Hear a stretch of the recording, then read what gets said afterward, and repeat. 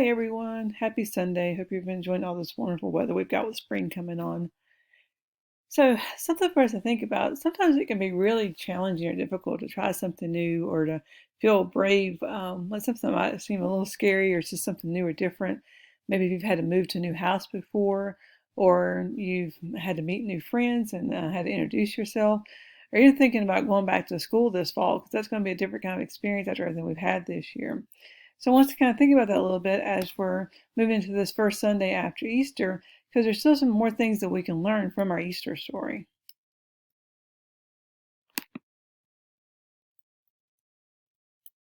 God's story after the tomb. So part of God's story is about what happened in the 40 days after Jesus came back to life. And it goes like this.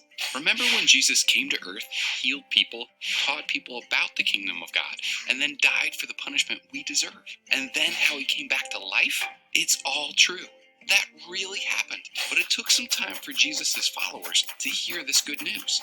Like two men who were walking together to a place called Emmaus. It was the same day that Jesus' tomb had been found empty, but they didn't know this. All they knew was Jesus had just died, and they were sad and confused because they had thought he would save their people and change everything. And they were scared because they had no idea what to expect now that he was gone. They had heard that some people went to Jesus' tomb, but he wasn't in it. Instead, there were angels, and they told them, he's not here. He is risen. But these were all still just stories to the two men. As they walked and talked, another man appeared and began walking beside them. It was Jesus, but they didn't recognize him. The man asked them what they were talking about. They couldn't believe the stranger didn't know what had just happened in Jerusalem. It was the biggest news in the land. So they told this man about Jesus, how he'd been a great teacher and prophet, how he had healed people, but then was arrested and killed. They walked and talked with Jesus for the rest of the day, still not recognizing that they were talking to Jesus. In fact, it wasn't until dinner until they realized it was him. And as soon as they did, Jesus was gone, just disappeared. The two men didn't waste any time getting back to Jerusalem to tell their friends what had happened. They found them hiding with all the doors locked and the windows shut tight. See, after Jesus was killed, it was dangerous to be known as his disciple, so they were scared. But the two men told them that the rumors were true. Jesus had risen, and they had seen him, talked to him, and eaten with him.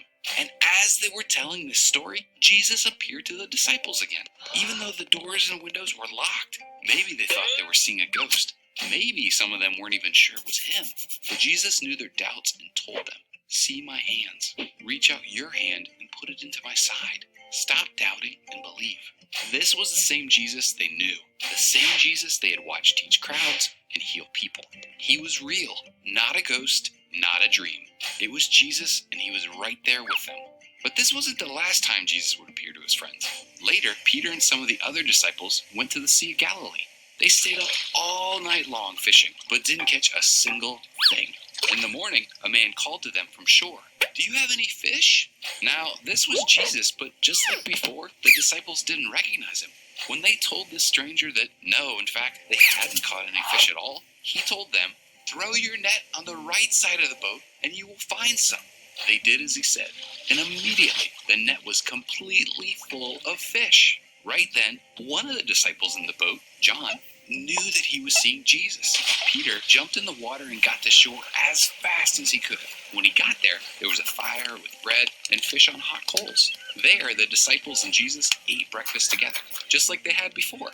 And they all knew without a doubt that this was Jesus. After this, Jesus appeared to over 500 people.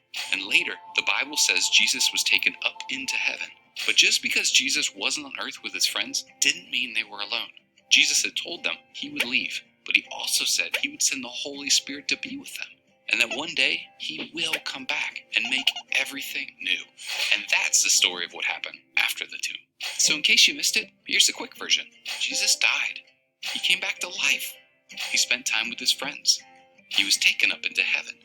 He sent his Holy Spirit, and he'll be back again. And that is a part of God's story. So I love this idea that Jesus came back to see his friends and his followers after his resurrection. As the story said, part of that was just to prove to people that maybe doubted or weren't too sure that Jesus had been resurrected, to say, hey, yeah, it actually happened. He did have victory over death. But what I'd like to take away from the story as well is this idea that it mentions the Holy Spirit being left with us. That's our comfort. That's what's going to help us. It's been with us ever since Jesus was here, went back to heaven, still with us today. And it's going to be with you as you grow up and work to serve God. I was thinking about our verse, Philippians 4:13, that tells us, I can do all things through Christ who strengthens me. So it's like Jesus has got this big hug around us all the time. Anytime there's something new or something we're worried about, something we need to try for him. And it gives us this confidence to feel like, yes, we can do it, whatever it is. Because just like he came back and let the disciples know, I will be here with you as you go out and do your good deeds and work for me, he's still with us today. It's an awesome part of our relationship with Jesus. Let's think about that with our song today.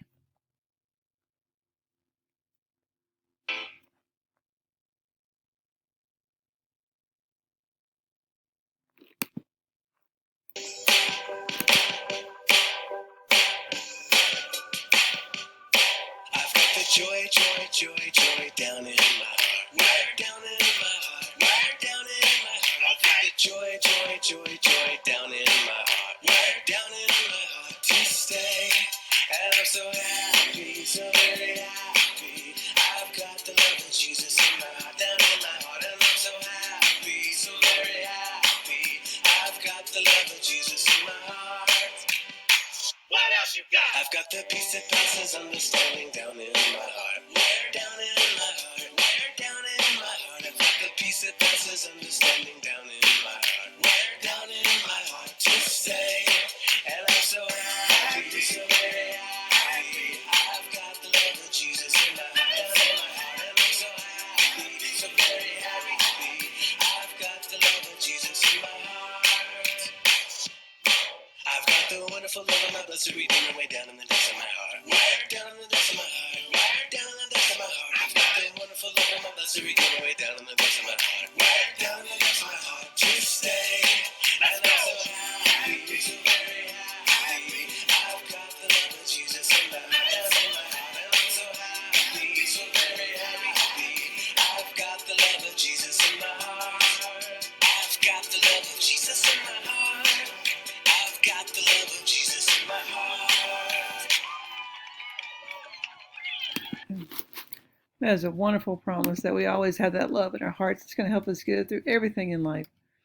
Let's finish up with our verses for today. Matthew 28:18 through 20.